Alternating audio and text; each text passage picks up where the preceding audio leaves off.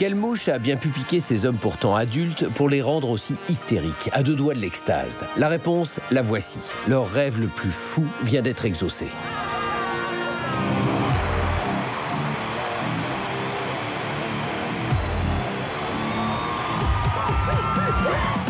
Ça s'appelle le lingerie football. Et même si ça ressemble à s'y méprendre à un crépage de chignons en règle entre mannequins de chez Victoria's Secret, c'est en fait le sport qui connaît actuellement le plus grand engouement aux États-Unis. Si voir des femmes à demi-nues se disputer une balle semble être le fantasme des mâles américains, c'est Michel Montaza, un ancien publicitaire, qui a le premier risqué toutes ses économies pour faire de ce rêve masculin une réalité. Et il avait une idée très précise de ce qu'il cherchait. La joueuse de lingerie football doit réunir 3 qualités. Être sportive, évidemment, être canon et ne pas avoir froid aux yeux. Pour jouer au football en petite tenue devant des millions de téléspectateurs, il faut de l'assurance. Et malgré tous ces critères, c'est pas les filles qui manquent. Si t'es pas bien foutu, t'as pas de chance de rentrer dans la ligue. Tu peux avoir le talent, mais impossible dans cette ligue. Laure Gélis-Dias jouait autrefois pour le Paris Saint-Germain. Après avoir attrapé le virus du football américain, elle défend à présent les couleurs de Chicago et c'est la seule Française de la Ligue. Déjà, quand je suis venue faire les essais, et tout le monde m'a appelée Frenchie. Ok, nous allons faire quelques démonstrations de football féminin. Tout dans les jambes et avec les épaules. Vous n'allez pas essayer de passer au milieu, mais vous allez hop, mais...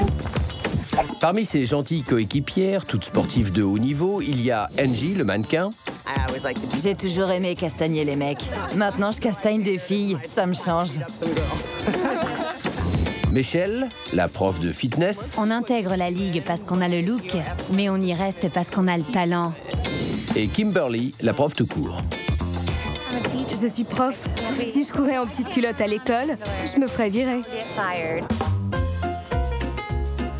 Quand on a lancé ce sport, on a voulu garder l'esprit sexy. Pas question d'arnacher les filles comme les joueurs pros. Il fallait montrer leur corps de déesse. Pour toutes les équipes LFL, il n'y a qu'une seule taille de tenue. Donc si tu peux pas rentrer dans la tenue, tu peux pas jouer. Enfiler la tenue est une chose, la conserver en est une autre.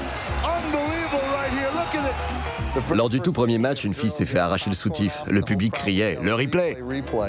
La victime de cet accident de soutien-gorge, la voici. Stéphanie Psick, une joueuse reconnue des Los Angeles Temptation. J'avais la balle. Quelqu'un a voulu me l'arracher et a attrapé mon soutien-gorge. J'étais là. Oh. Stéphanie a connu un autre incident vestimentaire lorsqu'elle a posé pour le magazine Playboy, en compagnie de 11 autres joueuses de la Ligue de lingerie football. Ces photos confirment les soupçons des mâles. Oui, messieurs, il s'en passe de belles dans les vestiaires des filles.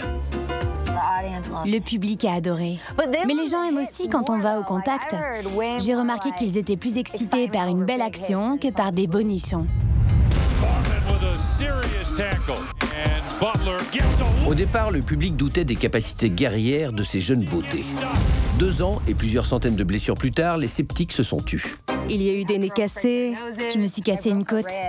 Certaines de mes coéquipières avaient des implants et un implant malheureusement a pété. Donc ma coéquipière a joué toute la saison avec un aîné un peu sec, comme un raisin sec.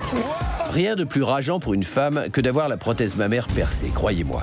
Quand cela arrive, les déesses du stade se changent en furie.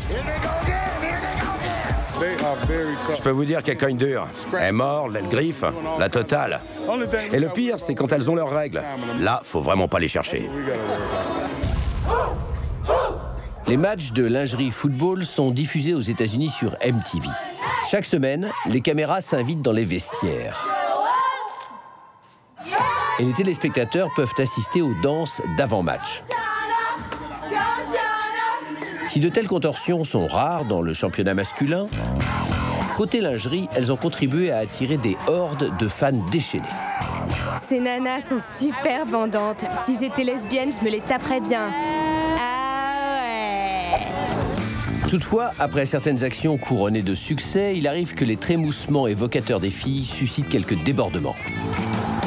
Parfois, quand on a marqué un touchdown, on va célébrer, toucher les mains avec les fans. Et les fans masculins, un peu, ils essaient de tripoter ou d'avoir un petit look sur les parties intéressantes. Donc,